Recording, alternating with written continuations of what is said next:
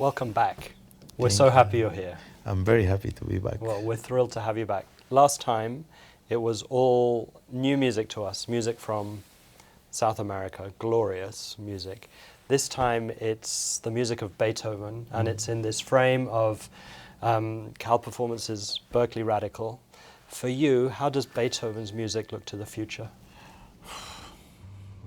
I think Beethoven is the most universal of the composers that exist, and his music is so powerful in many sense, not only in the musical sense, also in the human, uh, you know, content of the work of Beethoven, and to do here, all the last symphonies, the last three symphonies, together with the choir, means a beautiful symbol. How we talk, how we have to conceive the world. Building more bridges instead of borders. And with the music, to come here to work with the young people here in Berkeley, with our young people from Venezuela, is a beautiful symbol of union, and we are so happy to be here. Well, we're thrilled to have you here. Do you have a favorite Beethoven symphony? Yes, all of them. Really, all of them. I think, and especially having the chance to do the complete journey from the first to the last symphony, to see all the evolution of Beethoven as a composer, as an artist, is unique. So, especially to do the last three symphonies, the three of them, they are really so different to each other that you see that Beethoven was always searching for something new, but always going back to the traditional rules, but at the same time, playing sometimes against them. So it's beautiful to see that, to see the genius of Beethoven, especially when you have that kind of sandwich of seventh and ninth, and you have the eighth in the middle, that he goes back a little bit to a very classical, well, all of them, they are classical, but this very classical small form. But it's beautiful. It's beautiful to see all of this develop of Beethoven as an artist. You come back, Beethoven is sort of the first symphonist often people find, everyone's first Beethoven's Fifth Symphony. So you've come back to these pieces many times in your life. What do you learn new this time? I think everything, every time.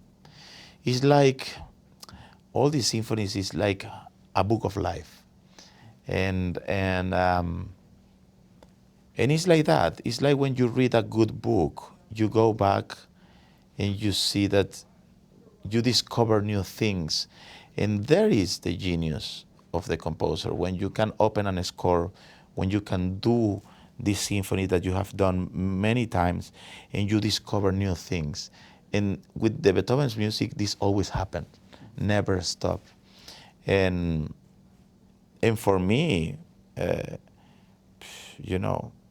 how I told you, it's a book of life in many sense. You travel through a very, how to say, humanistic brain when you work when you work in Beethoven symphonies. So that is why it's not only the music, it's also the content of his vision about the world, and how every note touched you in the most deep way, as humans, because people that listen to music, maybe they are not musicians, but they love the music, the Beethoven music. So that is the universal means of Beethoven music. Do you remember your first experience of Beethoven as a little boy in Barquisimeto?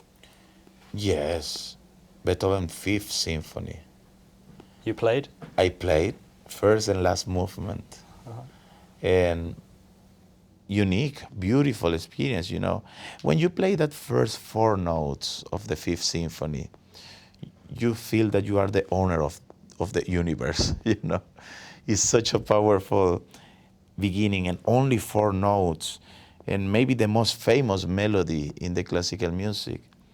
And in the music in general, I think everybody knows, you know, what is this powerful music, these four notes, this beginning of the Fifth Symphony.